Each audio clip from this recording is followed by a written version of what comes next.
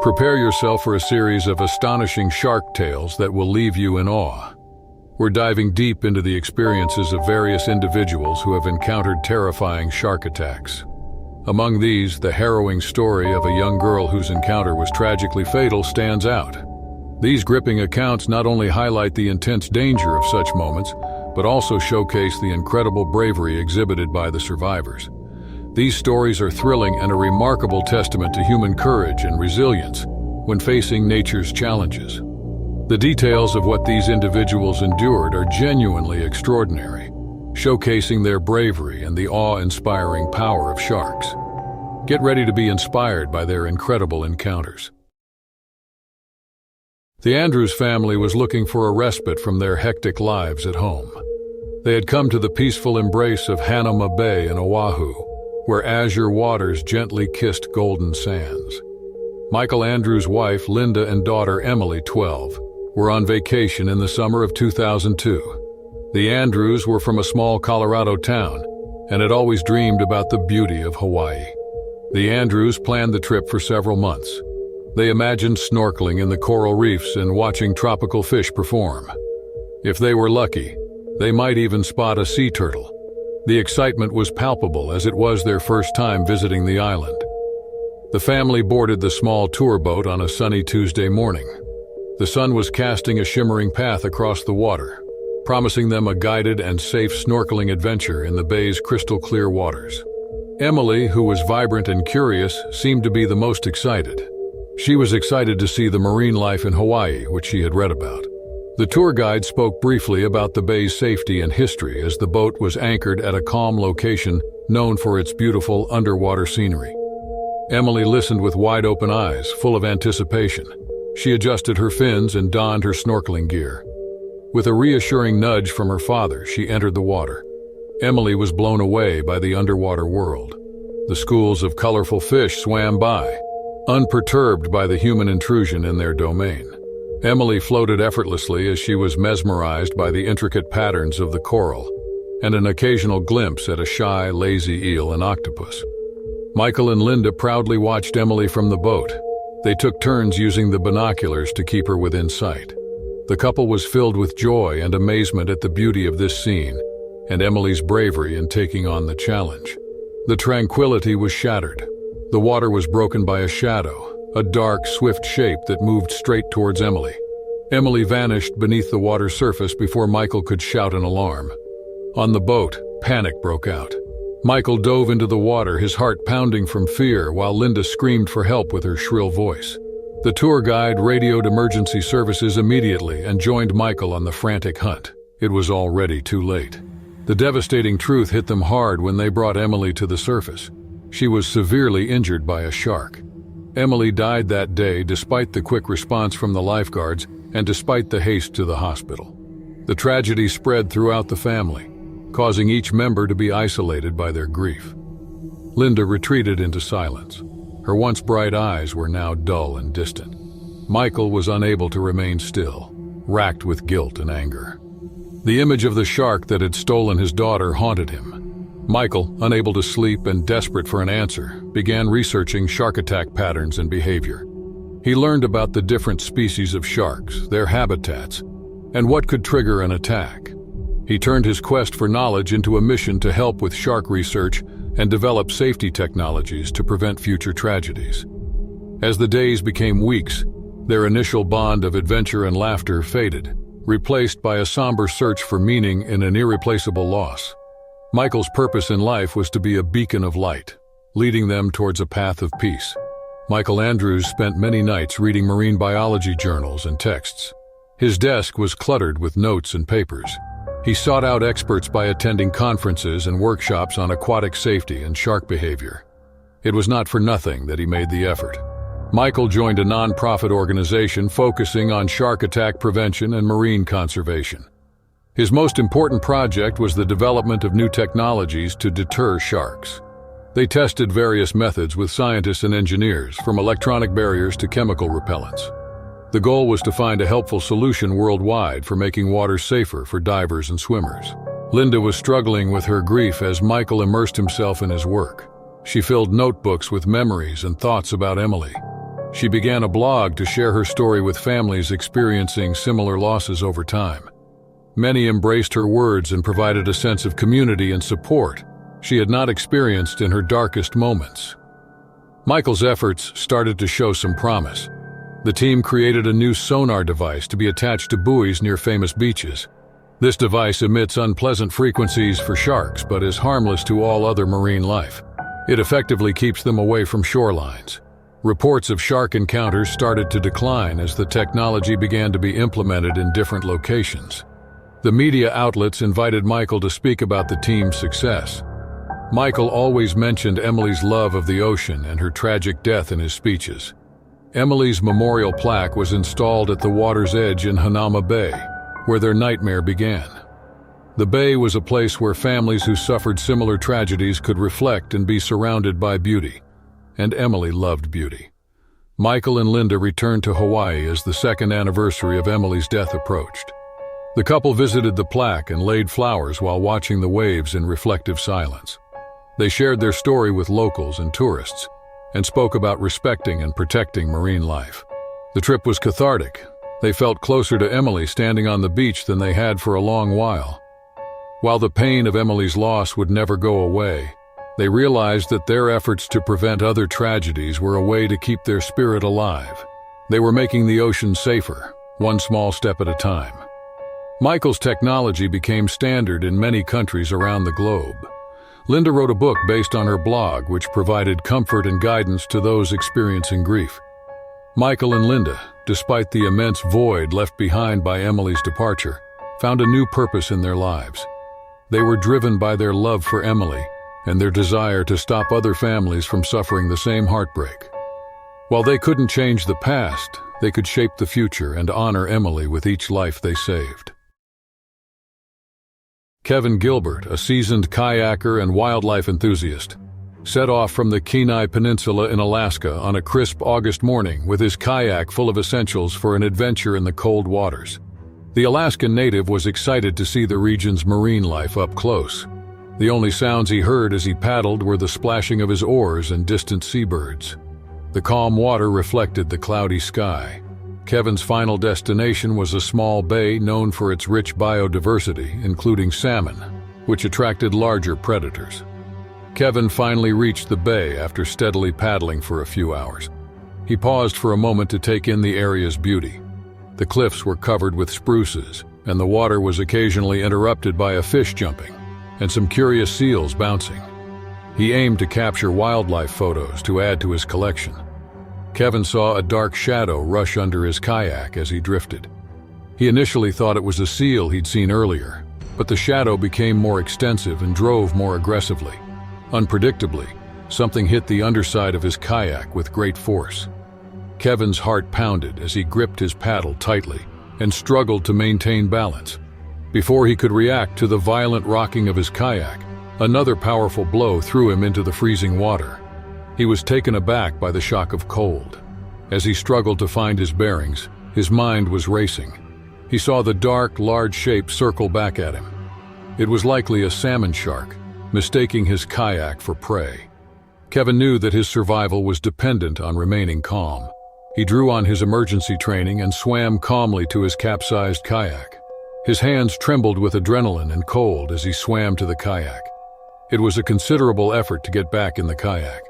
His muscles protested against the cold, and his fingertips felt almost frozen. His heart pounded as he kept his gaze on the shadow that circled nearby. Once seated, he used his paddle to create a gentle splash. This tactic, he had read, could deter sharks by mimicking the tail slap of large marine animals. The shark slowly disappeared into the depths, possibly because it was confused or had lost interest. Kevin did not pause to catch a breath. He began paddling vigorously toward the shore. His body was shaking uncontrollably due to the cold and residual fear. Kevin collapsed on the beach, gasping for breath as he reached the safety of shore. He lay there for several moments, letting the sun's warmth gradually restore feeling to his limbs. Kevin was terrified by the encounter, but after recovering, he began to think about what just happened. Kevin realized that his emergency response training was crucial in saving his life. He decided that other people should also benefit from his knowledge, and started a community initiative focused on animal encounter safety. Kevin's harrowing ordeal inspired a new calling: to ensure that all who explore Alaska's stunning yet perilous waters are fully prepared with the essential knowledge and tools. Kevin thought of the tourists and locals who might be in the water, unaware of the dangers of not knowing how to react when encountering wildlife. Kevin decided to use his ordeal to fuel his mission of teaching others. Kevin started organizing his ideas and thoughts into a plan in the days that followed his return. Kevin reached out to community centers, kayaking groups, and schools on the Kenai Peninsula, and proposed sessions about safety and survival for outdoor sports. His initiative was immediately embraced, and he soon led his first of many outdoor sports workshops. Kevin's presentations covered various topics, including emergency response techniques and safety gear. His story was used as a case study, describing the shark encounter in vivid detail, but focusing on the actions that saved him.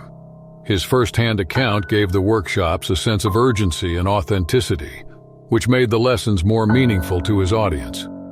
Kevin also collaborated with marine scientists and safety experts to create a comprehensive guide about local wildlife, focusing on aquatic animals such as the salmon shark. These guides were given away at sports and kayak stores in the region. They also included QR codes that linked to online safety videos. Kevin initiated Safe Waters Day to increase community involvement. This annual event combines fun activities for families with educational booths and water safety demonstrations. This event became a local favorite. Families learned about Alaska's rich marine ecosystem and how to stay safe in the wild. Kevin's efforts were noticed by the local authorities. They were so impressed by his workshops that they funded his programs, including welcome packages for tourists and information at local hotels and rental shops. This endorsement spread Kevin's message even more, ensuring everyone who wanted to explore the water knew about potential dangers and what to do. Kevin's unwavering commitment to educating others transformed his traumatic experiences into a force of good and brought the community together. The community was better informed, and people were more prepared to deal with emergencies. His work was rewarded by a significant decline in wildlife-related incidents. Kevin reflected on the fateful day years later with mixed emotions. Kevin will never forget the fear of the shark's shadow looming below him. However, he is proud that his survival has been a personal triumph and a catalyst to promote community safety and awareness. His initiative grew beyond his original vision. Other communities along the coast adopted similar programs. Kevin's cold waters on the Kenai Peninsula were no longer just his personal retreat, but also a place where nature and safety could coexist. Kevin's close encounter with the sea, which nearly took his life, gave him a profound purpose. He now dedicates himself to protecting others from the dangers that lurk beneath the waves. Nicole White was a marine conservationist who connected intimately with the ocean. Her passion for marine biology led her to the Belize Barrier Reef, one of the Caribbean's most diverse ecosystems. Nicole spent her days in the clear waters of Belize working on coral reef restoration, which was crucial given the threats posed by climate change and human activities. Nicole and her team prepared to plant coral fragments in the seabed on a sunny June morning. The ambitious project aimed to revitalize damaged reef sections. The team dived into the ocean with mesh bags filled with healthy coral cuttings and diving gear. Their spirits were high as they hoped to make a difference. Nicole was conscious of the fragile balance of life around her as she carefully selected the spots for new corals. A curious turtle watched as the humans worked to save the corals. Colorful fish darted into and out of existing coral structures.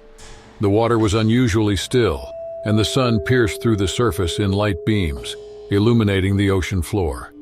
Nicole was attaching a coral piece to a section of reef that had been severely degraded when she felt an abrupt, sharp pain. She was startled to see the silhouette of a black-tipped shark swimming off into the murky distance. She panicked when she saw the cloud of blood around her. She managed to stay calm and signaled for help to her team using her training. Her colleagues responded immediately, helping Nicole ascend and giving her first aid as they radioed a medical rescue. Nicole was in pain, and she struggled to deal with the shock.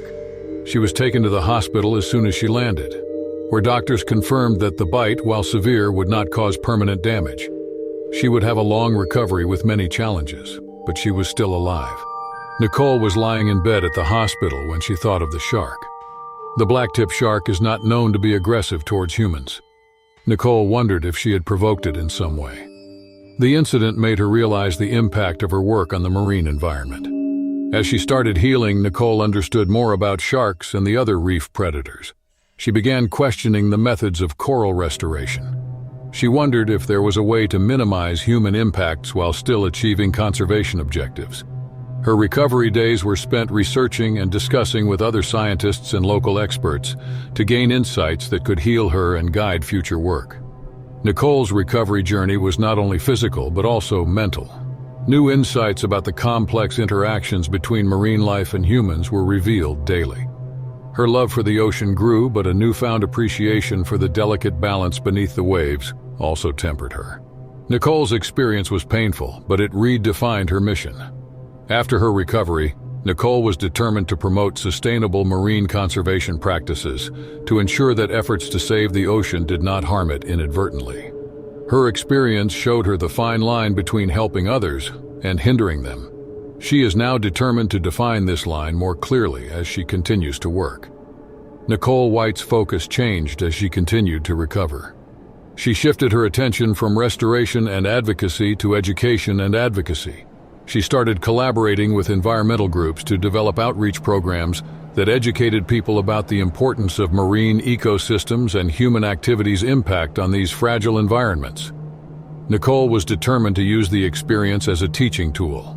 She organized workshops and seminars that used her shark attack as an example of how unintended effects can significantly impact marine conservation. These events were intended to promote a greater understanding and respect for aquatic animals, focusing on coexistence instead of dominance. Her efforts continued with education. Nicole collaborated with marine biologists to revise and review the protocols of coral restoration projects. Together, they developed guidelines to minimize human intrusion in sensitive habitats. They used remote-operated vehicles, ROVs, to perform some of the most intrusive tasks. They introduced less disruptive techniques for attaching corals. Nicole's story touched many people, attracting the attention of conservationists and the media. She was invited to speak at international conferences, where she shared the insights and lessons learned through her research and recovery. Her story highlighted the dangers of marine conservation, not only to humans, but also to wildlife. Nicole's reputation grew, and she began to influence policy. Her advocacy was crucial in establishing shark monitoring programs in Belize. These programs helped protect swimmers and divers, and provided valuable information on shark behavior and movements, contributing to a safer coexistence between humans and marine predators. Her commitment also extended to the local communities. Nicole organized snorkeling tours and diving trips with conservationists to educate tourists about the importance of sharks and other marine species. These tours focused on respectful interaction and observation with marine life, turning tourists into marine conservation advocates. Nicole's personal transformation was dramatic. She was once a conservationist who focused mainly on the physical aspects. Now she is a leader in sustainable conservation practices. She had expanded her focus from coral reef recovery to encompass the entire marine ecosystem, advocating a holistic approach to environmental stewardship. Her most significant impact was felt by those she directly touched. Nicole's impact was profound and lasting, from the local fishermen and tour guides who learned how to work in harmony with ocean rhythms, to the young students who were inspired by her commitment and became the next generation of environmentalists. Years later, Nicole reflected on her journey from the Belize Barrier Reef shores to the global conservation platforms. She saw it as a testament to resilience and change. She saw the reef, where she was bitten and now flourishing, as a sign of hope and recovery. It became a reef that she and the entire global community would remember. Her legacy is not only in the corals that she saved, but also in the minds of those she inspired to appreciate the beauty and importance of ocean ecosystems. John Andrews spent most of his life exploring underwater worlds. A skilled diver and marine technologist, he followed his passion to the Great Barrier Reef in Queensland, Australia. He was responsible for monitoring underwater equipment to study the reef's health. John's job combined his passion for the ocean with his technical expertise. He approached each dive with an equal mixture of excitement, reverence, and respect. John was preparing for a routine dive on a sunny morning in March 2018. The sun was shining and the water was calm. It cast shimmering patterns across the coral. Mike Peterson gave him a friendly nudge as he checked the equipment for one final time, signaling that everything was ready to go. The day's mission was simple: inspect and maintain sensors that collect data on the water temperature and salinity levels, which is crucial for ongoing coral bleaching research. Dressed in his diving equipment, John slipped into the water and immediately felt the cool embrace of the ocean. John marveled at the beauty of the coral reef as he walked along the ocean floor. He could see schools of colorful fish circling around him and a moray eel peeking from its rock hideaway. He was always proud, knowing that his work had contributed to preserving this underwater paradise. As soon as he arrived at the installation site, John started his inspection. He checked each sensor, looking for signs of malfunction or damage. He was so absorbed in his work that he overlooked the silent threat from the depths. A bull shark charged without warning. It may have been attracted by the glint in John's gear, or mistaken him for another predator. The attack was brutal and swift. John felt the teeth of the shark sink into his leg. He instinctively fought, and with his spare tank, he struck the shark on its sensitive nose, forcing it back for a moment. John, who was bleeding and in shock, knew that he needed to ascend quickly, but with caution to avoid decompression illness. Mike was alert and began the painful, slow process of ascending to the surface. The next few minutes were filled with pain and frantic activity as the diving team administered first aid and rushed John back to shore. The extent of John's injuries was revealed at the hospital. The shark severely injured his leg. Despite the doctor's best efforts, it was obvious that his diving days were done. John's mind was racing with images as he lay in bed, trying to cope with the reality of his situation. John had never felt fear or helplessness like he did underwater. Despite the chaos, an idea started to form. He could not dive anymore, but he might be able to use his technical knowledge to help others avoid such an encounter. John was determined to use his experience to help divers stay safe. He began drawing initial designs for a deterrent device.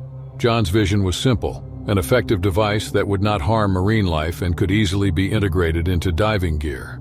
His experience and technical knowledge were about to merge into a quest to make diving safer worldwide. John Andrews was motivated by his terrifying experience and the sudden ending of his diving career to develop a revolutionary shark deterrent. Driven by his new purpose and confined to recovery, John Andrews transformed his home over the next few months into a temporary research and development laboratory. John's idea was to use electromagnetic fields to repel sharks. This method is known to disrupt the sensitive electroreceptors on sharks' noses. He worked with marine biologists, electrical engineers, and other experts to improve his design. He aimed to develop a practical but harmless and sustainable device for aquatic ecosystems. His prototype was called Guardian, a small battery-powered device that could be mounted on any diving belt or suit. It emits a low-frequency electromagnetic signal that creates an uncomfortable zone around sharks, encouraging them to stay away without harming them. Initial tests conducted in controlled environments showed that the Guardian quickly repelled the sharks. The prototype was tested in a controlled environment and was successful. Next came field testing. John, who could not dive himself, coordinated the testing sessions of former colleagues and volunteers in the field. John adapted and improved his design with each test, which provided valuable information. A diver wearing the Guardian encountered a bull shark during a test in the field off the coast of Queensland. The test shark was attracted by the bait. Still, when it approached the diver, it abruptly veered away as the electromagnetic field disturbed it. The test was a great success, and the video captured it. It was convincing visual proof that the device works. John, encouraged by the success of his Kickstarter campaign, launched one to fund mass production. The diving community was eager to support an innovative device to improve their safety. News of the Guardian spread quickly through diving forums, magazines, and social media. Both recreational and professional divers were interested. Due to extensive documentation and the positive results of the field tests, John's invention was quickly approved by regulators. Diver shops worldwide started stocking the Guardian, praised as an innovative piece of equipment that improved diver safety. As orders poured in for the Guardian, John created a small business to handle production and distribution. He invested much of his profits in marine conservation projects to support the ecosystems he had spent his entire life supporting. He also funded further research to refine the technology for other aquatic activities besides diving. John's transformation from an experienced diver to a marine safety innovator was a testament to his resilience and unwavering commitment to the ocean. His work protected others, even though he could no longer explore the depths. From the depths of personal despair, his story served as a reminder that challenges can lead to meaningful changes, not only for one person but for the entire community of marine life. The golden California sun was setting towards the horizon, casting a fiery radiance over Mavericks in Half Moon Bay, where the waves were legendary among surfers worldwide. An internationally renowned surfer, Sarah Bennett, paddled out to the surf amid beautiful but intimidating waves. This session would be her last as a professional surfer. Sarah, 27, was always drawn to the ocean. Her life revolved around the tides and the thrill of riding Maverick's giant waves. She was a renowned surfer who had won awards for her fearless and spirited style. This evening in October 2018 was particularly inviting. Rolling, smooth waves promised great rides. Sarah felt the adrenaline rush as she paddled to position and scanned the swells, looking for the perfect wave. Sarah felt in her element as she aligned with an incoming surf wave. She could feel the power and lift beneath her. Her body moved in perfect harmony with her surfboard. She caught the wave and rose with it. Her silhouette was a picture of grace in the vibrant sunset backdrop as she glided along the wave's face. However, a sudden shadowy figure beneath the water's surface surprised her. A great white, a rare visitor to this area, rapidly approached her. The shark smashed into her board before she could react and knocked her into the cold water. Sarah began to panic when she felt a sharp, stabbing pain in her left leg. As she watched the shark circle back, her heart was pounding. She used her surfboard to shield herself from the shark. Her training in ocean safety kicked in despite her fear. Sarah was bleeding profusely and desperately trying to stay afloat when the shark miraculously disappeared. Other surfers heard her cries and a rescue operation began immediately. Sarah was rescued from the water and taken to hospital, where her injuries were revealed. After the attack, her leg was severely damaged. Despite multiple surgeries, doctors told her that she would no longer be able to compete in competitive surfing. It was a devastating blow to her dreams and identity. As she lay on the hospital bed, Sarah's mind raced with confusion and sorrow over her lost career. Even in those dark, early moments, a new resolve grew. She would inspire people in other ways if she couldn't return to surfing professionally. Sarah used her experience to launch a new career. Her reflections became motivational insights as she began to write about her experience. She realized her recovery and survival could be a powerful story for those facing life-altering situations. Sarah was determined to make a change.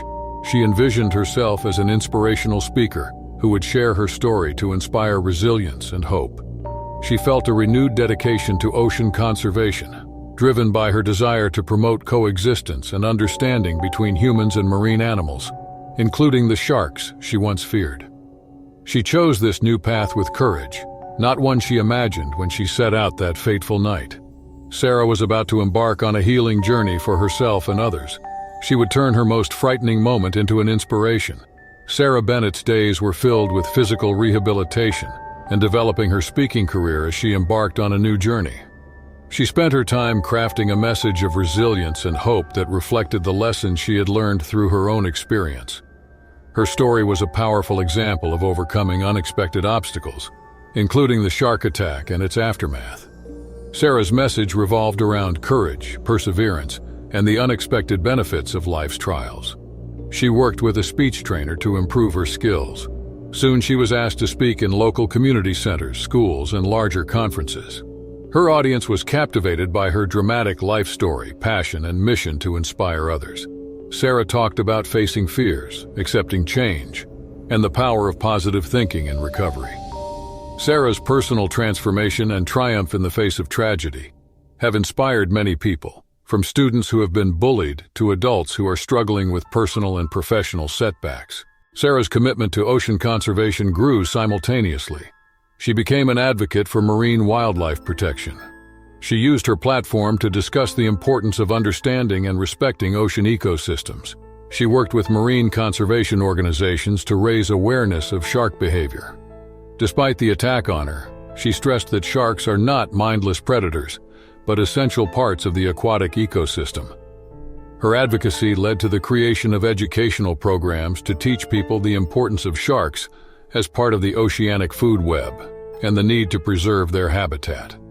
Sarah's work contributed to a greater public understanding of sharks and reduced their stigma.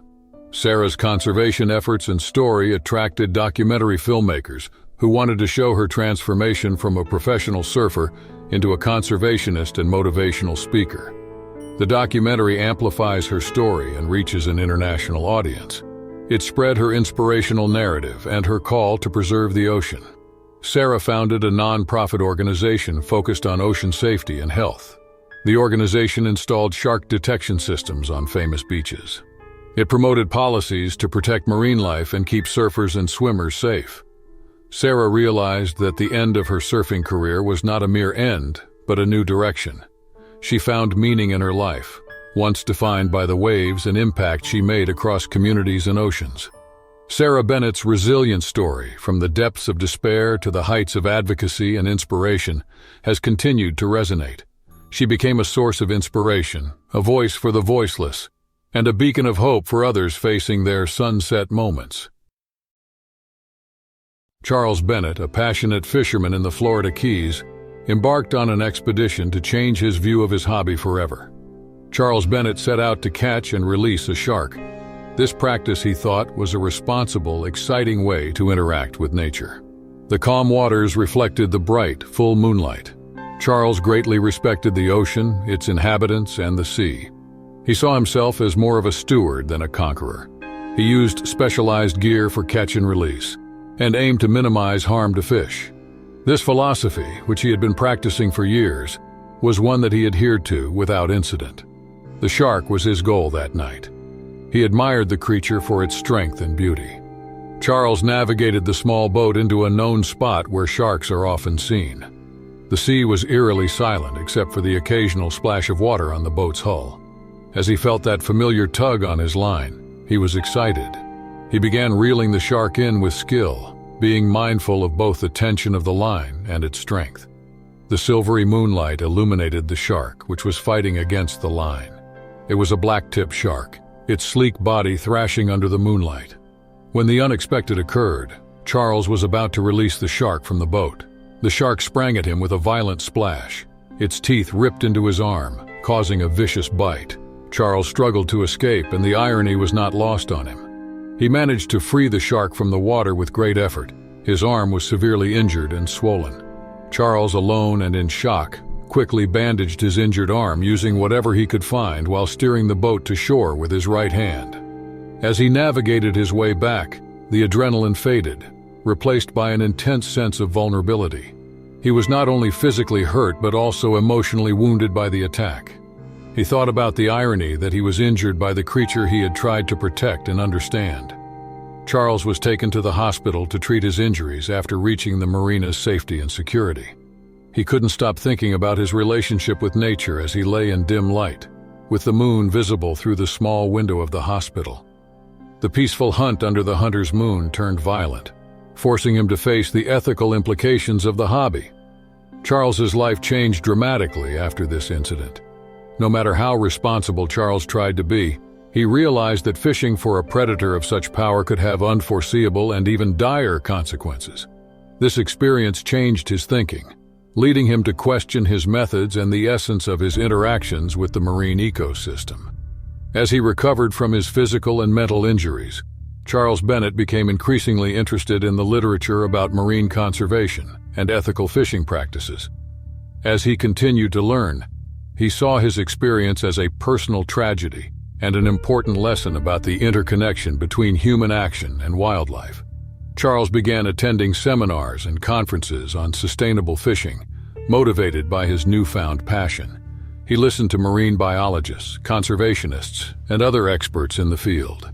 He took notes on their information regarding the impacts of recreational fishing. He was particularly moved by the discussions about shark populations and their fragility, which fueled his desire to advocate for their protection. Charles's knowledge grew, and he began to advocate for the importance of ethical fishing practices, prioritizing the health of marine ecosystems. Charles shared his story and used the irony that he was hurt by an animal he had hoped to protect, while he loved the ocean and its creatures. In the Florida Keys, his advocacy became more concrete when he launched a local campaign to promote catch-and-release fishing, using techniques that ensured the safety of fish and fishermen. Charles educated local fishing clubs on handling large fish and sharks to reduce stress and injuries to these animals. Charles's efforts also extended beyond the local fishing communities. Charles collaborated with marine scientists to create a series of workshops on marine conservation for local schools and tourists. These educational programs were designed to promote a sense of stewardship, respect, and awareness for aquatic life.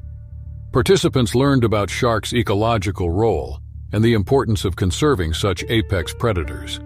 Charles' initiatives grew in popularity, and he was soon invited to speak on marine conservation at national and international forums. Charles's compelling story and practical solutions have made him a respected conservationist. He was once a man who quietly fished in the moonlight, but now is a prominent advocate for oceans. Years later, Charles realized that his night under the hunter's moon had changed his life. He was now dedicated to harmony and the ocean. Charles rethought his behavior and influenced others to do the same. Charles's journey from a fishing enthusiast to a conservationist was featured in several environmental documentaries, spreading his message further than he could have imagined. His journey showed personal experiences' impact on worldviews and our actions. It also highlighted how even the most harrowing events can lead us to make meaningful changes for the greater good. Charles Bennett's work not only protected the marine life that he loved, but it also allowed future generations to continue to be amazed by the ocean mysteries, creating a cycle that will last long after his waves have settled.